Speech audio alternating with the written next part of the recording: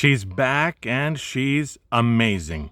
I'm talking about Frieren and the anime So no Frieren, or Frieren Beyond Journey's End. Hi, I'm Jason. Welcome to the video and thank you for your time. Before we begin, just a quick reminder to leave a like, share this video, drop a comment, and consider subscribing to my channel, the usual YouTube stuff. On September 29th, 2023, just a day before my birthday as it turns out, the first season of Frieren started airing. It was broadcast on Nippon Terebi, but available pretty much everywhere else.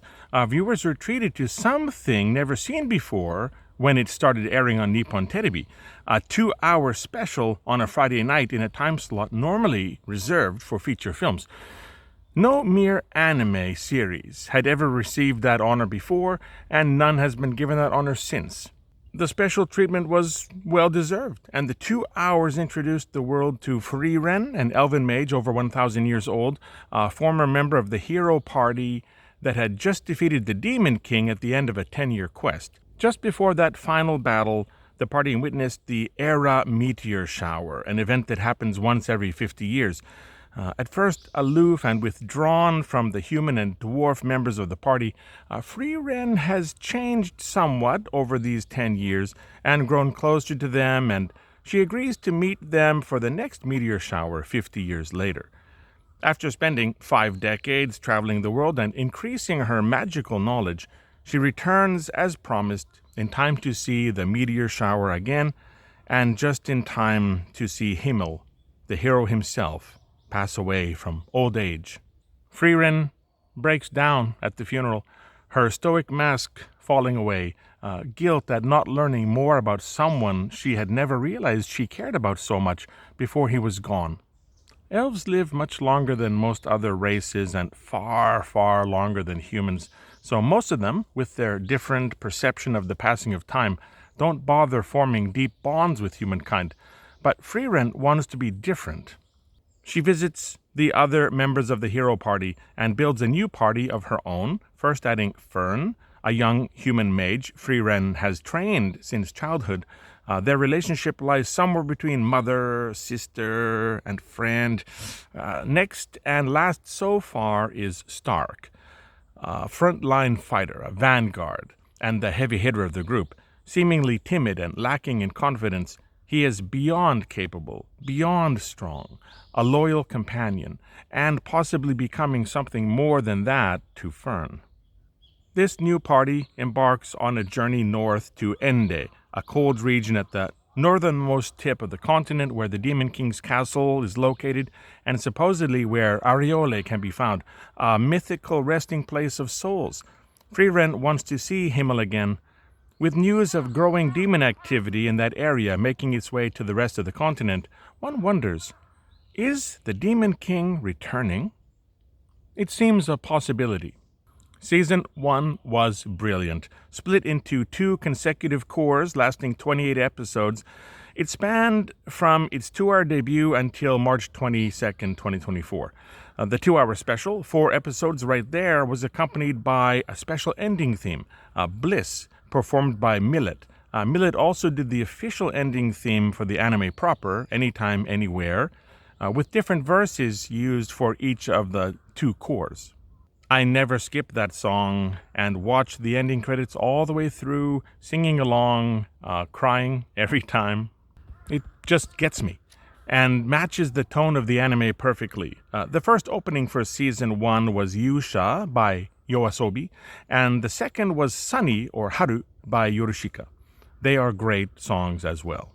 Our trio makes its way north, taking on work to pay their way from time to time, helping out where help is needed, growing closer and learning more about each other. Frieren especially is keeping true to her pledge to pay more attention and treasure the fleeting non-elven lives of those around her. For an elf, a short stay might mean years or decades, but for a human that could be a lifetime. So Frieren has to remain aware of that. This is an anime about going somewhere and seeing what happens along the way, in conversation or in silence, sharing with and learning about those you travel with little by little. At turns funny, moving, and thought-provoking, with amazing action popping up to keep things lively for viewers, Frieren Season 1 was, and still is, must-see. Repeat viewings are welcome. Based on a manga series written by Kanehito Yamada and illustrated by Tsukasa Abe, the anime series was brought to life by legendary Madhouse. If you love anime, you know who Madhouse is. They always bring far above the A game and create a feast for the eyes that never lets you down. Starting in 2020, the manga had sold over 32 million copies by the end of 2025 and is still ongoing. On January 16th, 2026, Season 2 dropped its first episode. Nippon Terebi still hosts the official broadcast, but this anime is literally everywhere in Japan. Disney+, Amazon Prime, Abema, Hulu, maybe even more than that, but most importantly for me, Netflix, where it comes with excellent English subtitles. If you're not in Japan, I hope it is available for you somewhere or other. Let me know in the comments how you watch Frieren, just to compare notes. The story picks up soon after the events of Season 1. Frieren, Fern, and Stark are taking down their camp and continuing on their way north. A mishap with a magic-canceling stone, and a cavern full of them later, starts things off with some peril and action, but that is not what Frieren is about. It is about the characters and the relationships that form the conversations, what is said and left unsaid. We get flashbacks, especially via Frieren, as she recalls things that happened on her old quest almost 80 years ago. 50 years passed before Frieren returned to see the meteor shower, and another 29 have passed since Himmel's death. But things she experienced and learned about life and friendship and what is important and what holds true value still spring to mind. I think she is surprised at how much she has changed. She wants to see Himmel again and share her honest feelings with him. Show him who she has become. This quest north is precious to her. It is through one such flashback that viewers get to see Madhouse at work, contrasting the deeper, more introspective parts of the episode with outstanding action and virtuoso animation. It is not all spectacle, though. The animation is stellar throughout. I myself appreciate the little things, tilts of head, movements of fingers, things too many studios don't bother to animate at all. For example, I loved how the head moved before the eyes. So natural. When characters shifted their gazes from one thing to another. After the disappointing One Punch Man's third season, it is almost medicinal to have a worthy narrative honored with proper animation. No effort spared here. Props, as always, to Madhouse. We also get Millet returning to sing the ending song, The Story of Us, which I will not skip, ever.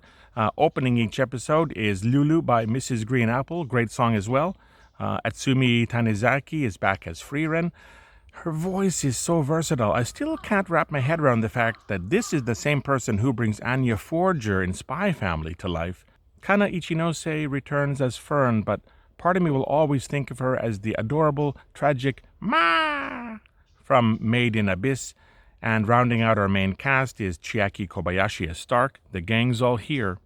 I shouldn't leave out the voice of Himmel, though. I wonder if Nobuhiko Okamoto prefers something less taxing than the workout his vocal cords get, growling his way through characters like Bet in Damachi, Garfield in ReZero, and of course Bakugo in My Hero Academia. Lots of talented seiyuu in this series.